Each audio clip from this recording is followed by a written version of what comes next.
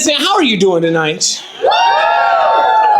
That sounded more like in Iowa, I feel good. I need y'all to give like that Michigan, you know how we get down.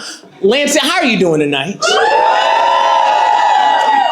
So I personally am a little bit uncomfortable because it's been 7 years since I've been actively gigging. And to really get myself settled in, I want you all to be as equally uncomfortable. And I know one thing that a lot of West Michiganders hate, and I know we're getting a little bit more central, is a lot of people can't talk about sex. So what I want everybody to do on the count of 3 is I want everybody to say a number of how long that they enjoy intercourse. And that can be intercourse with yourself or somebody else, right? So think of a number, think of a number, think of a number, and everybody's gonna yell that number on the count of 3. Don't cheat. 1, 2, 3. I heard like 127. I heard 7, 8. I heard hours, multiple hours. I love that you guys got specific. Thank you. I want to say that to say I am a very vivid storyteller. And tonight I'm doing a short set. Stories are like foreplay when it comes to poetry features to me. So we're not going to have as much foreplay as I typically would. But I've talked to the owner of the venue, and I'm excited to come back and work with some Lansing poets to do a full set. But this poem, I feel like I need to start the show with it because I really got baptized into poetry through open mics, through shows just like this. So I want to commend all of you also for being here, for packing out this room, and for supporting the community the way it should be supported. This is the intro to the book, Intro to Metamorphosis. Once it hatches, a caterpillar will first start to feed on the egg in which it was born. Then the leaves around it. In 12 to 24 hours, it will shed its skin. It will repeat this process multiple times so that it can grow. But once big enough, hormones will dictate when it is full. It will stop eating just before it is ready to make the final transformation. It will choose a spot under a covered location and build a chrysalis. This feature stage is called pupa. Before open mics appear on the canvas, you can witness larva break itself into nothing. In empty, hungry rooms that crave slumber from us depressives. The way bile craves change before it takes fight or flight. Under stage lights, you can sit front row and bask in awe as we devour ourselves. After 15 days, or as long as it takes to find wings within the chaos, a butterfly emerges. This series of changes in this creature's lifespan is called metamorphosis. You see, a lot of people know me for a few different things. One of the things is I used to make an ass of myself drunk often, is one thing that a lot of people know about me. I'm now 5 years sober. Which the only thing, if you're ever trying to get sober, the only thing harder than getting sober is quitting cigarettes. If anybody in here has ever tried to quit cigarettes, that shit is super hard. But I used to run a show that was one of, the most prestigious shows in all of Michigan called The Retort. And something that I want you all to carry not only through this moment, but through the rest of the show is we used to demand a specific energy before the show started. And people would snap, people would clap, people would roar, hoot and holler for the artists. And I want you all to please baptize the artists in that tonight. So on the count of 3, can you make whatever noise it is that you make when you love what you hear when it comes to poetry? Ready? 1, 2, 3. That's what I'm talking. Yes, that's what I'm talking about. And now one last little call and response. When I say, I want y'all to respond with, And for the people that don't know how to go, it's you start with a low, and then you go to a high, like, So when I point, give me that, No, you need a little bit more feeling in it than that. There we go, there we go, there we go. This first little tidbit is from the Book of Fiasco, 4031. No. This first little tidbit is from the Book of Fiasco, 4031. Those who have faith in themselves become empowered by their gift. They will kick push until they can carry two. They will be hell-bent on healing. Lord willing, they will end up feeling hope. When I was running the show, I was somebody like a lot of men that struggled with so many different parts of myself. I'm somebody that when I got into these dark spots, I'm somebody that was diagnosed with depression, bipolar disorder, panic disorder, that I would, drink about it. And when I did this show that was this iconic space, we had these bells scattered across the room. And if somebody was performing and you hated what the fuck they were doing, you'd ring the bell, right? And if 3 people rung the bell, then everybody in the room would yell, "Get the fuck off the stage!" Facts. They did it to me. And it kept the talent of the show high, right? But every show, you had that one person that was up there like, God! And they were, so scared, and they got hit with that shut the fuck up. And it broke. You could see it in their eyes, like it broke them, right? And sometimes you'd have people come back, and they were like, "I'm never experiencing that again." And they would come back, and they would spit fire out of their mouth, right? And you were just like, "Wow, that's incredible." And then other people, they would never come back again. And I say that to say, sometimes we don't realize, the collateral damage that we can cause, through the little actions that we have. So this little piece I wrote to look like a tornado is called Collateral Damage. And then I'm gonna get into some fun stuff. But too many of us were infants born of hurricanes, failed to realize the destruction, our wind blowing recklessly onto passerby, failed to grasp that being raised by natural disasters doesn't give us the right to be someone else's tornado. Oh, can I get a Oh, there we go. From the Book of Santana. Any of you who have heard of the prophet Jewel Santana, this is from the Book of Santana 4:18. The fragrance of the Lord on me. Perp and Tommy no Uchi Warley. I'm Harlem Braves from broke to paid and forward to Killer Ken.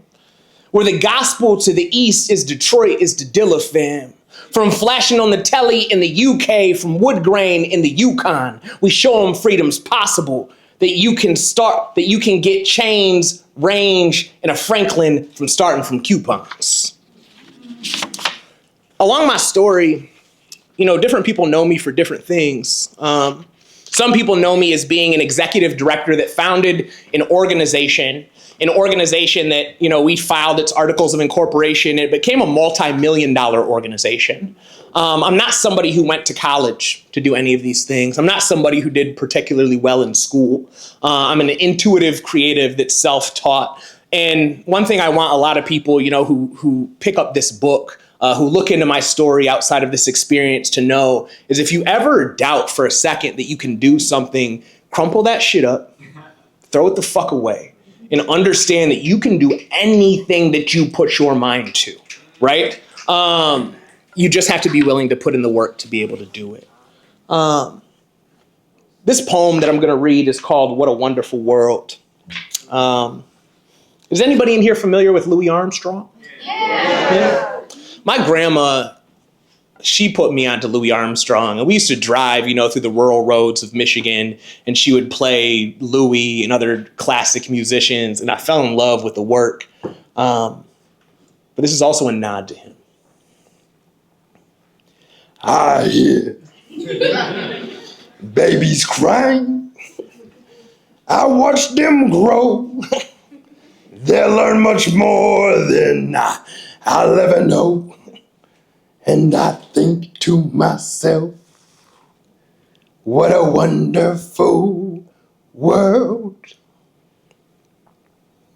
As the warm rays of the morning sun greet us through the withery, ivory-framed eyes of a Montessori classroom, the teacher plays gardener to a jazz band of vivacious adolescent seedlings in their middle school AP English class. As they tune their daily discretions, she plants them in a circle, interrupting teen gossip and statements of how terrible their lunch was with patience met with abidance. Once all of them are calm, ears steady and voices prepared to chime over our sighs of relief that they are actually calmed down, we start off with an icebreaker. I want everyone in here to compliment the person to their left. Let's start with Sarah. The fuse was lit. Its wick burns through the first 3 young girls that sit beside each other each week with ease. A dynamic explosion of feminine energy that bounces off white square cork ceiling tiles, rattles window panes, and shakes the DIY mason jar candles and paper lanterns that make this room feel like everyone's childhood dream home.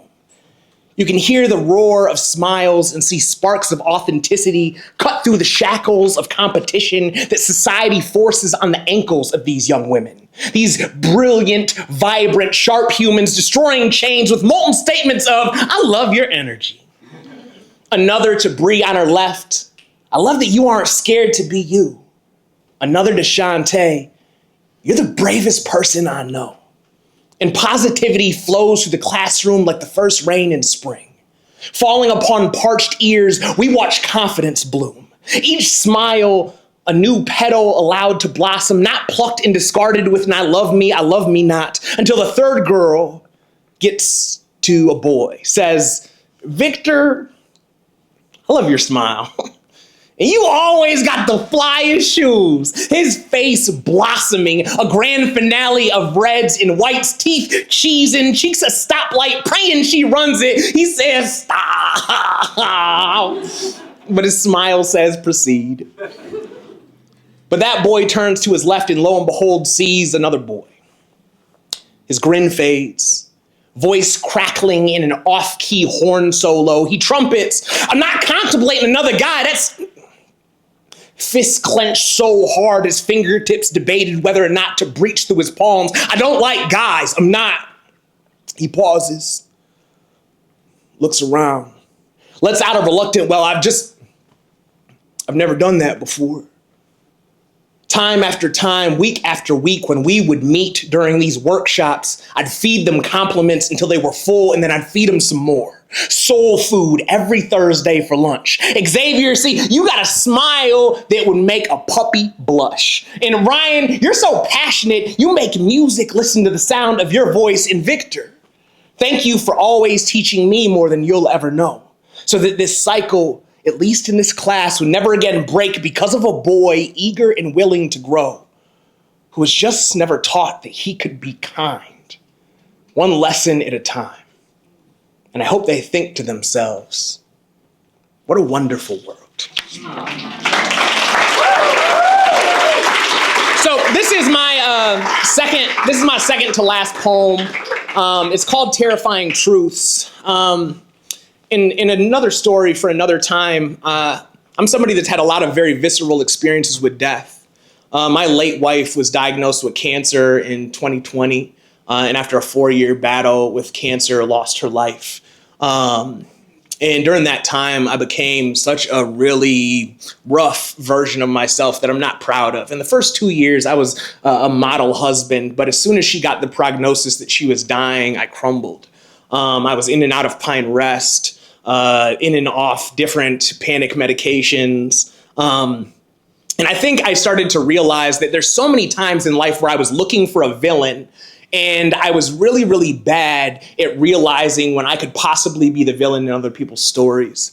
And at the end of my wife's life, when I traveled across the country to spread her ashes, I drove the Pacific Coast Highway from south to north. And when I got to the northernmost point in San Francisco, I spread her ashes there.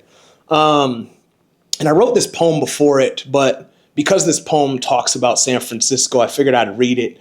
But it's called Terrifying Truths. And today, I'm meditating on a terrifying truth. That there are more suicides at the Golden Gate Bridge than any other single place in our country. More people travel there to end their story. Flesh-coated iron in someone's favorite heartbeat. Venture to this location from all across this trauma-ridden sphere. To crash through one of the world's largest mirrors, the Bay. This structure, an undeniable magnet, It pulls matter from their home, from all corners of the globe, drags blood out of its home, attracts with the promise of wind rushing around you, cradling you vigorously as every frantic last breath pushes back at nature like a nonviolent protest, a coin toss, enticing you with one final look at yourself in the reflective face of the ocean. It is a fact that I've contemplated taking my own life 1,000 times, but there are 2 reasons why I've never considered this route. 1, because I'm terrified to death of heights. Even the thought of crossing bridges makes my palms secrete fear. And if I was to stand at the edge of life and had a heart attack before I close this last chapter, that'd be one last thing I couldn't do right. And 2, because I'm sure that during the final gaze into the water's truth, I would see all of my abusers reflecting off the surface. I'd be reminded of not only how I got there, but of my own terrifying truth, that my face too may appear in someone else's final moments. And that's something I deserve to live with. Thank you. So this is my last poem. I'm gonna do a magic trick real quick. You, sir, pick one of these 3 pieces. Come up and do this. Yeah, do it. Okay, that one. The reason why this is a magic trick is because I'm breaking a rule and I've never read this poem before. And if it's terrible, then you won't remember it. It'll disappear.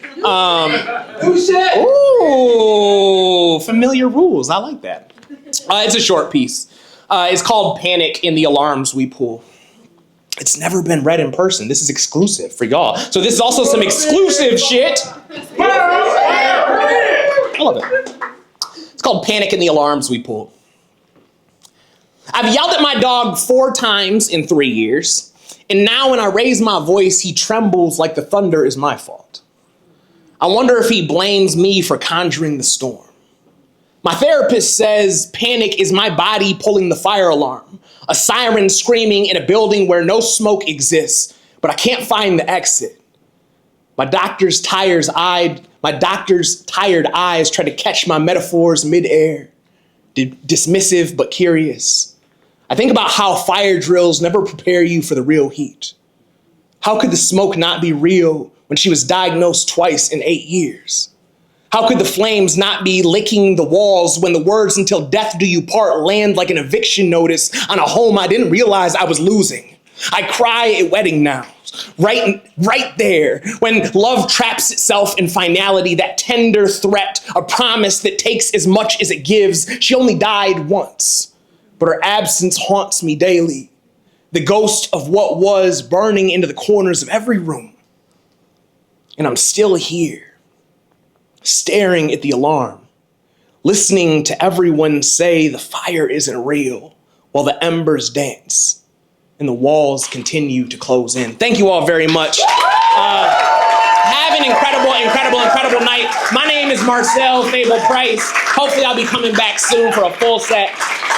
If you guys want this book, please purchase them. I brought 20 of them. I'd love to leave with none. Every book, there's QR codes in the corner to where if you love to listen to work, it has the audio version right there. And it's scored and mixed and mastered. So you can read it, dive into it, then listen it and dive into it. And every book is made to feel like a rough draft. It has notes. The pages are distressed. But thank you all for rocking with me and for being here. The books are $20. Only $20! I can't wait to listen to all the artists here. Thank you all so much. Have a great night.